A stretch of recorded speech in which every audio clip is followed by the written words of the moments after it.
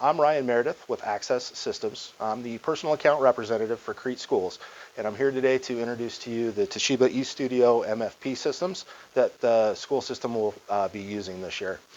Just wanted to give a brief interview and introduction into how to access the machine. We'll then do a couple of quick tutorial videos and then give you some additional resources that you'll be able to go out to on your own and explore the device. But I wanted to preface that by saying if there are any questions that are not covered that you have, please always feel free to reach out to Access Systems.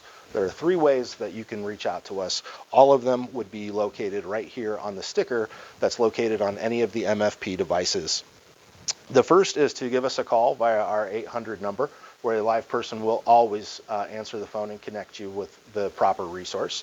The second would be to go to our website, accesssystems.com, and submit a ticket. That can be for any maintenance issues that come up or any questions that you have regarding the functionalities of the devices.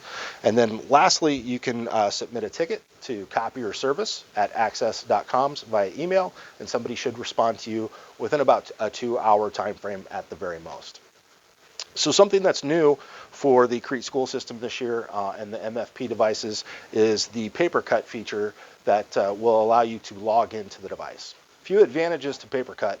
The first of which is that now when you come and badge in or pin into the device, it will actually know who you are. So you will be able to have access to your, for instance, Google Drive account and be able to push and pull files directly from the network right here at the terminal. The second is that now when you scan to email, whether it's to yourself or to anybody else, that scanned image will actually save to your email outbox as well as come from you and not a copier system with a generic serial number. So we're going to go in and just talk about a couple of real quick things. I've badged in. The first thing to note, and we'll get a close-up on this. Do you want to cut and then we can do a close-up? Good. Okay. You'll note that once you've ID'd into the system, you'll be notified with 3 different options. The first of which is print release. Now when you send print jobs directly from your laptop or personal computer, they will no longer be directed to a specific machine, but rather a virtual print queue. This will allow you to go to any device on any of the campuses and be able to release your jobs as needed. So if I go into print release, it would show me a list of jobs that I have available. I would be able to choose those jobs specifically and release them. If there is a job that I sent either in error or no longer need, I can either delete it out of the queue or just simply leave it and it will delete on its own after a specified time period. The second of which is scan. Right now, we can either scan directly to your email or scan directly to your cloud drive.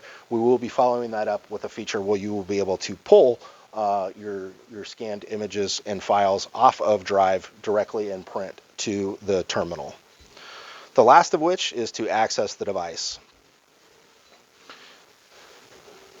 We now see that this is the home screen for our copy session, where all of our functionalities are listed in detail. To go over just a few of the very quick ones that you use all of the time, the first is your drawers. Make sure that you're choosing the drawer that you want to print from. If you have a special paper type, if you're defaulting and it's a normal 8.5 by 11, you should be defaulted to the bottom letter drawer. The next is whether you're choosing one-sided or two-sided documents. If I want to make changes, I can simply come in here and very self-explanatory. If I've got a one-sided document and want to keep it that way, all the way through, I've got a two-sided document, but I now want to make it a one-sided document. The next is our finishing capability. So if I want to either staple or 3-hole punch the paper, my options are within here. Whether I want that on the upper left corner, right corner, or where I would like my hole punch as well. With the Toshiba systems, a few of the devices actually have a binding capability where we can make a booklet folded over 11 by 17 with a staple saddled stitch. All of those options are available in here, and we'll go into further details on those in our resource videos that will follow up. So my home screen, this is where all of the additional functionalities reside on the screen. So whether I'm scanning, copying, or e-filing, I can access everything through here. We do have options of simple copy and simple scan. Those are very sort of generic versions if I don't need a lot of options and just want to be as fast as I can at the machine. All the way through, I now have some documents that I need to get a little bit more complicated with, and as you can see, we're back to our copy home screen there. As I mentioned, we're going to be following up with additional videos to further deep dive into some of these options, as well as giving you some online resources that you can explore on your own time. But as a reminder, always feel free to reach out to myself or Access Systems for additional help if required.